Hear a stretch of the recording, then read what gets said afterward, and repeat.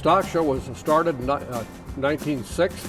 The first 3 years it was held in circus tents, which they borrowed from a circus to have for that spring.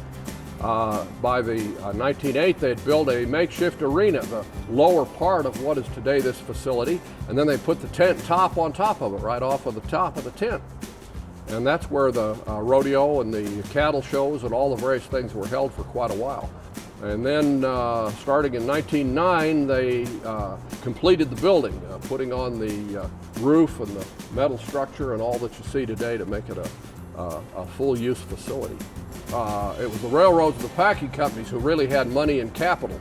And so they advanced the funds, $200,000 to build this building. And they built it in 6 months. And at the time, it was considered a marvel of steel and metal work, as you can see looking all around here at the beams, and the ceiling was very far advanced for 1909. And then to have completed it in 6 months' time was considered a massive accomplishment. And they named it the National Amphitheatre, and it was used in Denver for many other events besides just the stock show. It first opened and was somewhat used during the Democratic National Convention in 1908. The major events of the convention were held in the old Auditorium Arena in downtown Denver, but social type events were held on the grounds of the National Western. And then over the years, there have been all manner of plethora of wrestling and boxing matches and exhibitions and exhibits and trade shows held in the building.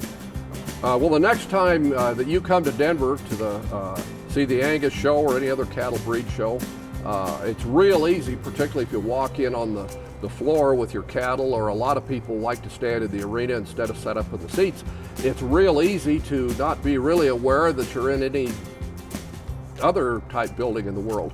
But if you just take a minute and look up at the ceiling and the top and the rafters and the structural steel work and the old bricks around the top of the seats, you get a real sense of the history, the drama, and then more than that, to just think about what's gone on here before.